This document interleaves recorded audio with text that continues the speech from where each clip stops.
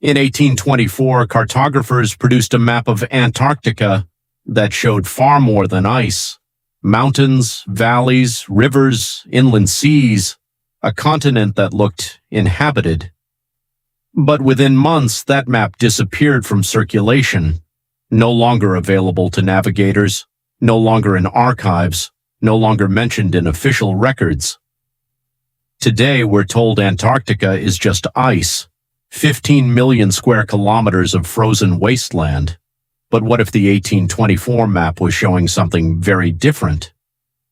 Mountains where there should be ice, land masses that don't match modern charts, inland features that suggest water, warmth, and possibly civilization.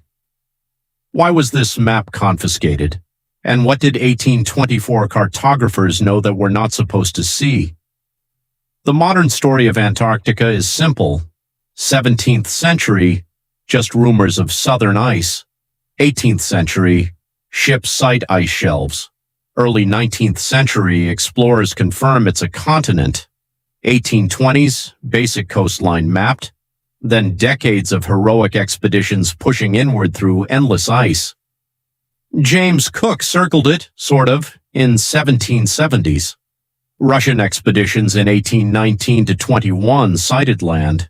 British and Americans filled in coastline details. By 1840s, we had rough outlines.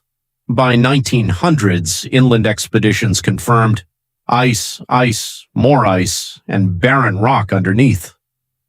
That's the authorized timeline. Clean progression from mystery to science, no unexplained land masses, no inland rivers or warm valleys, just a frozen desert at the bottom of the world. But in 1824, something different happened. A detailed map appeared. Not just coastline, but substantial inland features, mountains in precise locations, rivers flowing toward what we now call ice shelves, even what looks like agricultural valleys. This wasn't speculation. The cartographic detail suggests survey data, either from ships that got much closer inland than official records admit, or from sources we don't talk about. Look at this mountain range here. It aligns with ranges we now know exist, but buried under kilometers of ice. These weren't guesses. Someone had seen them. Compare it to modern satellite charts. The basic coastline matches, but the interior shows land, not ice. Where we see endless white, 1824 cartographers drew contours, rivers, and what appear to be habitable regions. The map credits sources from 1818 to 1823 expeditions that supposedly never got close enough for this level of detail. It names ships, dates, latitudes, specific enough to verify, but when researchers go looking, many of those voyages don't exist in records. But here's what makes the 1824 map disturbing. Modern discoveries keep proving it right. Subglacial lakes discovered in the 1990s, warm water systems exactly where the map shows rivers. Mountain ranges mapped by radar under ice, matching the 1824 contours perfectly. Ranges that shouldn't have been visible from 19th century ships 1,000 miles offshore. Geothermal hotspots detected by satellite. Warm valleys in the interior right where the map suggests habitability. Even pollen traces found in ice cores, evidence of vegetation during times when Antarctica was supposedly pure ice.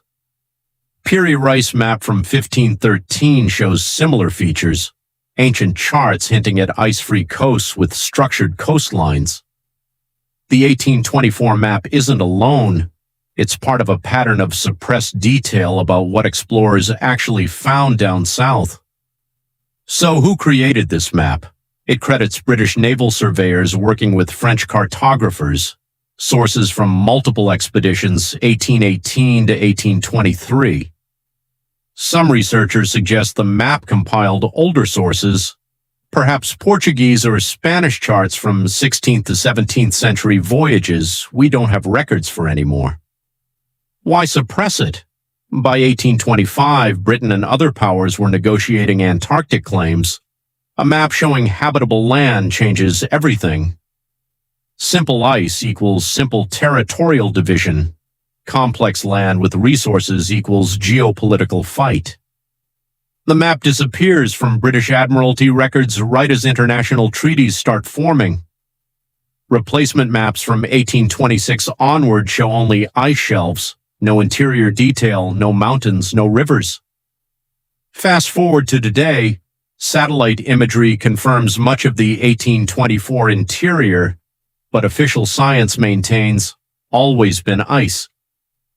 Recent geothermal studies show enough subsurface heat to melt ice and sustain liquid water exactly where the old map shows rivers.